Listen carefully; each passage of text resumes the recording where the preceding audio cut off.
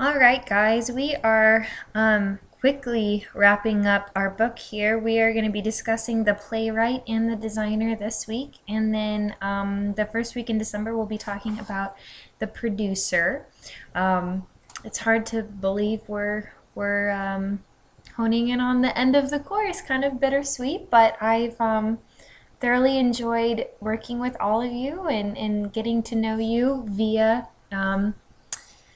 our e-learn course here. I am freezing and I'm sitting in front of my fireplace and I have a nice cup of tea, and so we're going to talk about the playwright here.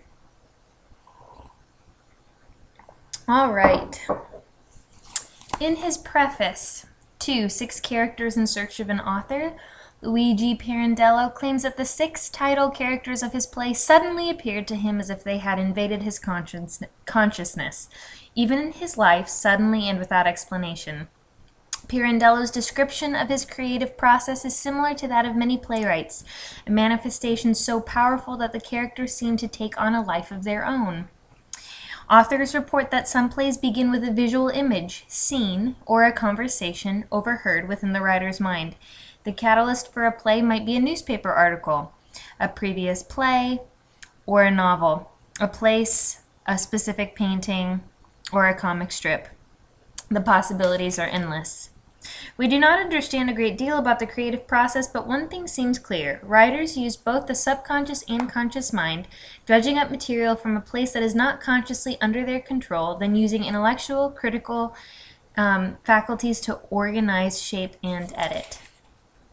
Writing for the stage is quite different from writing a novel, short story, or poem.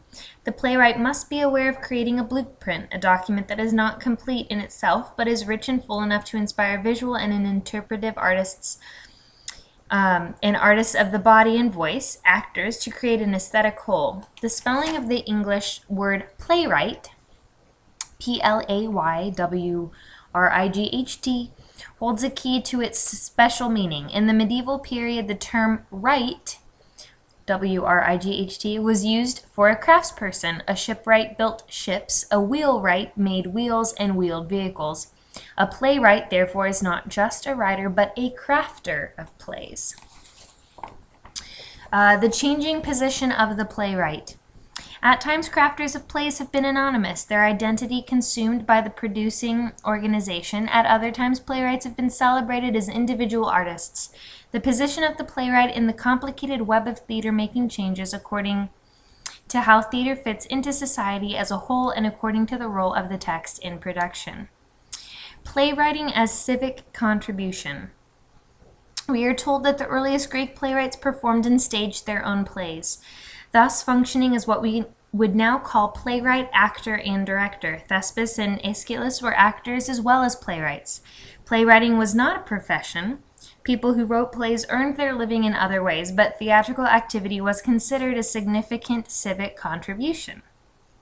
It was an honor to be selected to complete, and an even greater honor to win a prize for the best set of plays. The theater became professionalized in the late Greek and Roman periods, but the strong sense of civic connection resurfaced in the Middle Ages. Although a few of the medieval play texts identify the playwright, we do not even know the names of most of the authors of the cycle plays based on the biblical stories. Groups of cycle plays are identified by the name of the community that presented them. The York Cycle, for example, or the Wakefield Cycle. Participation in the religious and civic event was apparently more important than individual identification or ownership. The play as a commodity. Identity of the writer became more important as professionalism increased during the Renaissance. In Elizabethan England, for example, a script was a potentially valuable commodity. Early Greek plays may have belonged to the state. Cycle plays belonged to the cities, but an Elizabethan writer could sell plays to competing theatrical troupes.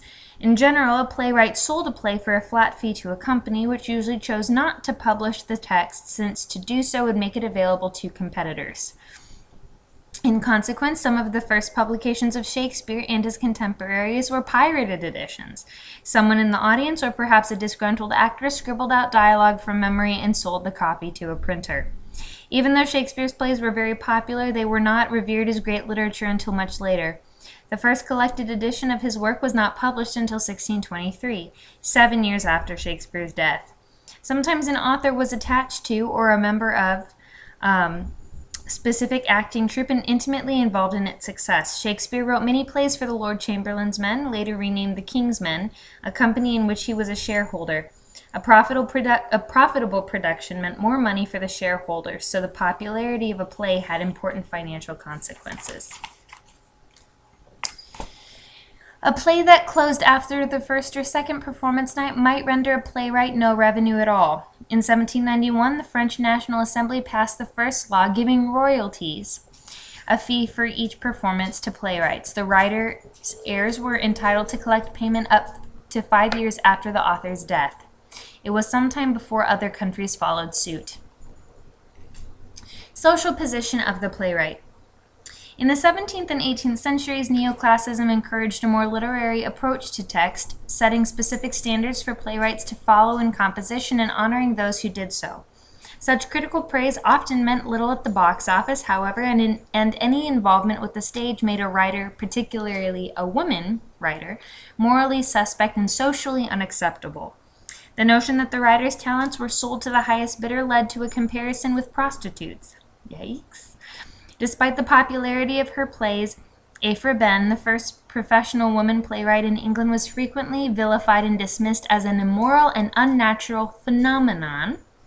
Writing for the theater remained a tenuous means of earning a living for both sexes. The playwrights who did not maintain other jobs in the theater, such as acting or management, were novelists, journalists, poets, and editors. Copyright regulations. Late 19th and early 20th century international copyright laws brought recognition of the play as a writer's intellectual property. I'm sorry if that's amplified. My dog is eating her food at 12:15 in the morning. England passed its first, rather limited copyright law in 1833. The first international copyright agreement was created in 1886, but it took some countries a long time to sign, and others never did. Today, in most countries, an author retains all rights to the play except for those specifically sold or assigned to someone else. No theater may produce a play, no publisher may print it without first receiving the permission of the writer and usually compensating the writer financially. To violate this standard is unethical as well as illegal. A playwright should be paid a royalty each time a play is produced. Works published before 1923 are considered in the public domain and can be produced freely, although to be ethical, it is important always to acknowledge the author of the play in all production information. Even when a play is in public domain, however, a translation might well be under copyright. The playwright and production. In most traditional models, the playwright is responsible for the initial vision of the play, for crafting the words to be spoken and suggesting important action or visual images. There are many ways in which the relationship between writer and production team can be organized. Writing with actors in mind. When a writer is connected to a company or at least familiar with actors who are likely to perform the roles, a special connection exists between the written text and the first production company. Aristotle complained that Hellenistic playwrights... Hi, Miles. Say hi. Molly. She's sniffing. Hi. Okay. Aristotle complained that Hellenistic playwrights were catering to the whims of actors. Shakespeare and Moliere wrote parts for people that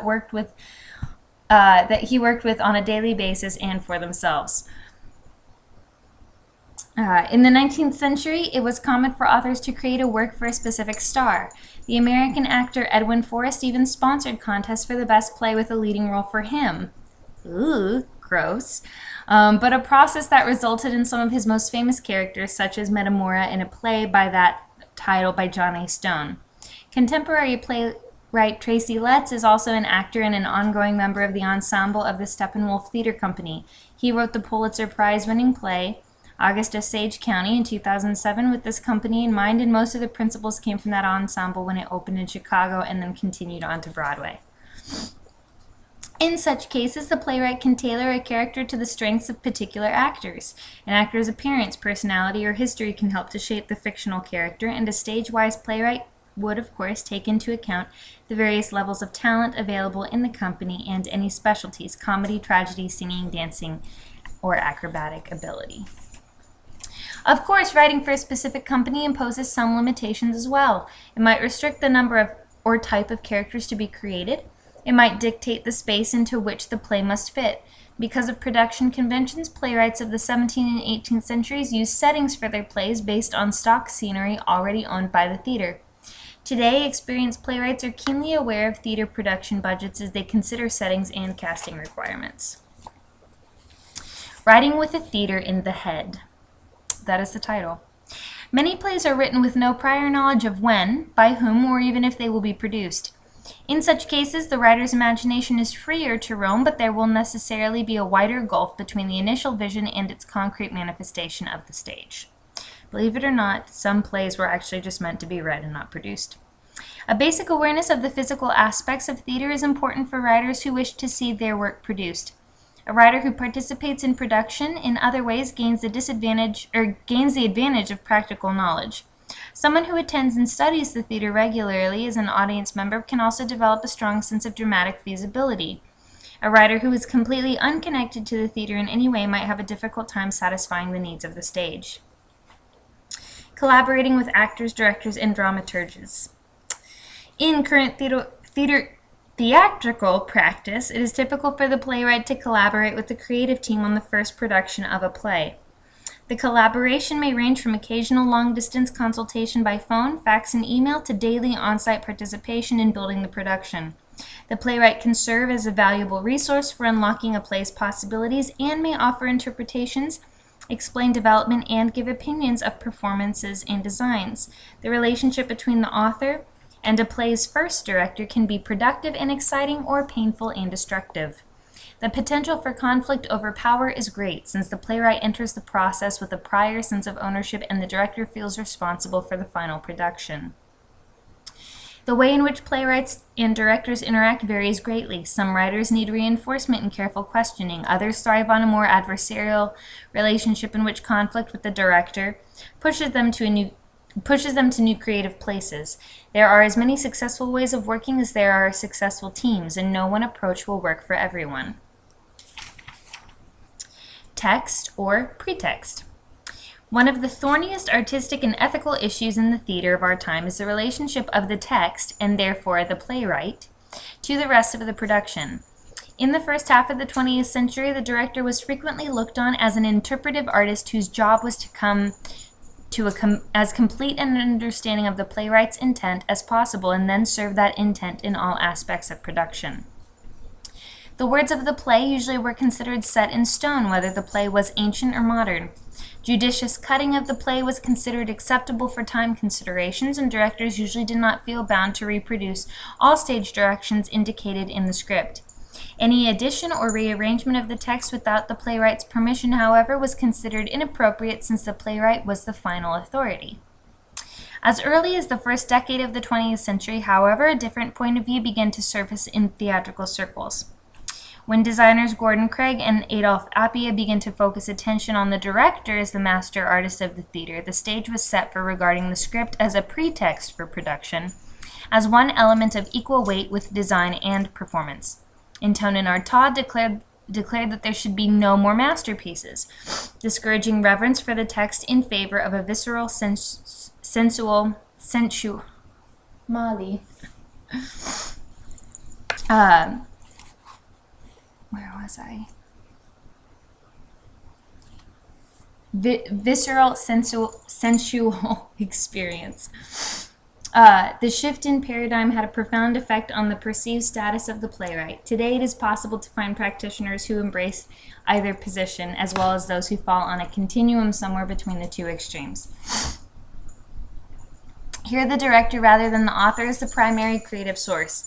When the playwright is living, a difference in how author and director regard the relationship of text to production can result in artistic and even legal conflict.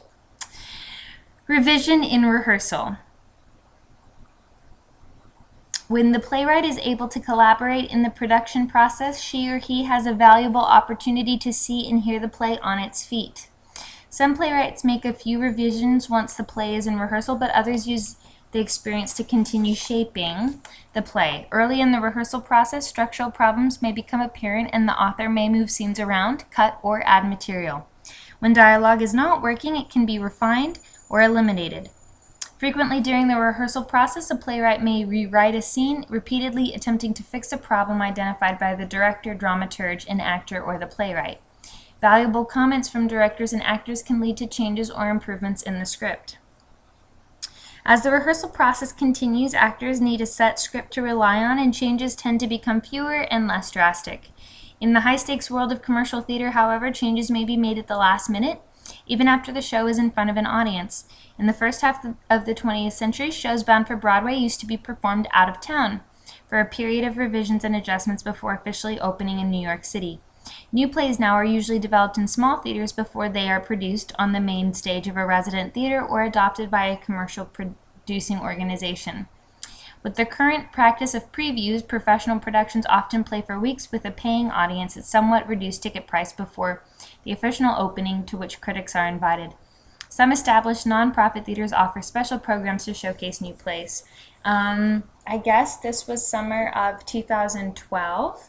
The Nutty Professor, it was written by Jerry Lewis, and the music was by Marvin Hamlish. He wrote the music for like a chorus line and stuff. They worked together and created Nutty Professor, the musical, and Jerry Lewis was the Nutty Professor in some older black and white films. Anyway, the tryout was actually in Nashville, and I auditioned for it. Didn't get anything, but it was still a wonderful experience, and it was a great show. And unfortunately, it was well received, but when Marvin Hamlish died unexpectedly, the show just killed it because he died, no pun intended there, but it stopped at it. Oh my gosh, good job, Natalie. They just couldn't take it to Broadway. It just didn't survive. Man, these puns are not intentional, I promise. Anyway, but it's cool that Nashville is part of a out-of-town tryout or previews. I guess what I'm trying to get at. All right. When the playwright is an actor or director. At times, the playwright also serves as a member of the production team. The precedent for directing and or performing in one's own work goes back at least as far as the ancient Greeks in the West and the No theater in the East. The advantage to directing one's own plays, of course, is increased control of the final product. When the writer also has the skills to realize the vision on stage, either through staging or performance, the production is most likely to get as close as possible to the original idea of the play. Playwright director Emily Mann notes that when directing her own work, she can determine whether a problem is caused by the acting, writing, or directing, and has the power to fix a writing problem immediately. Such intense involvement has its limitations. However, a playwright who is also functioning as an actor cannot listen objectively to the dialogue. A playwright who also directs the show does not have the benefit of a separate director's viewpoint.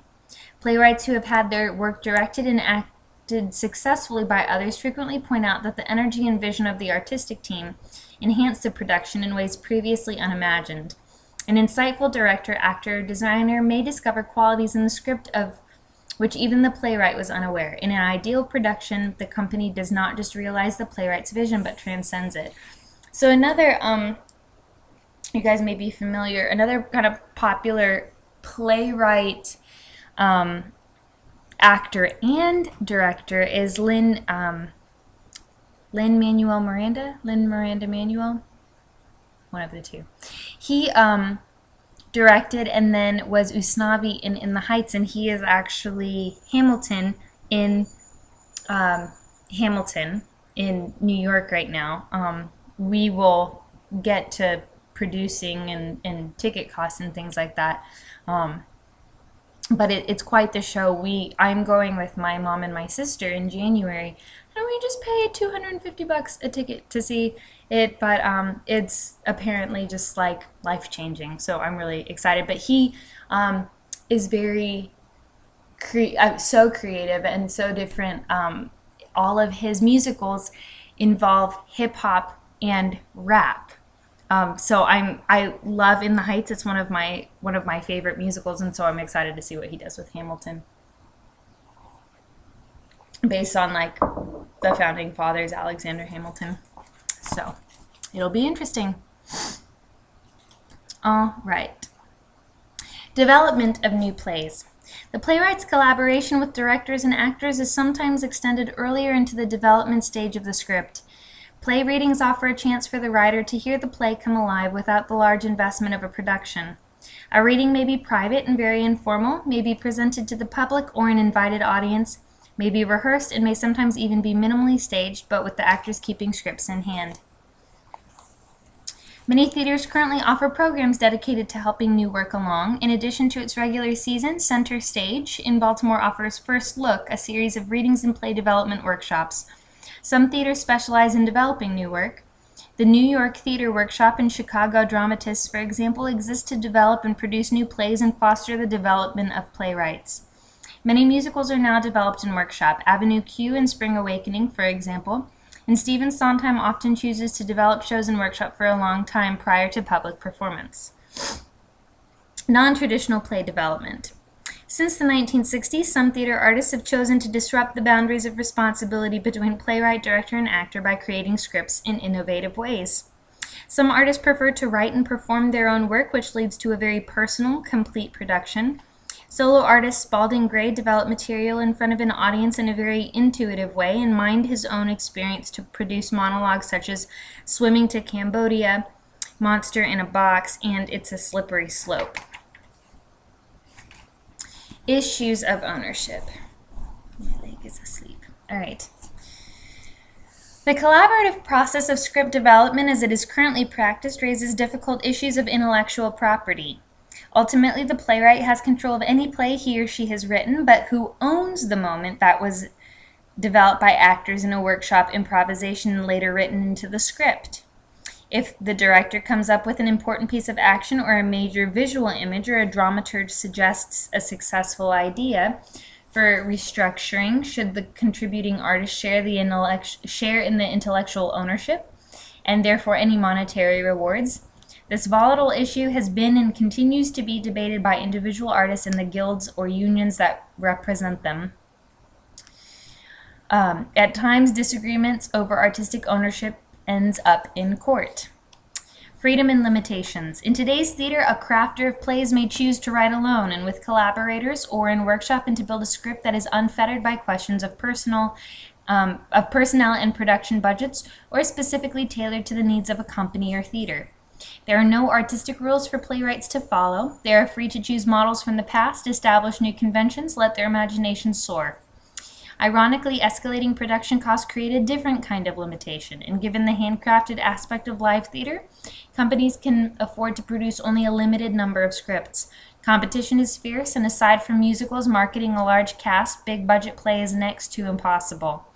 Theatrical productions tend to look kindly on plays with few characters and minimal set requirements. All right, stay tuned for your next lecture on designers.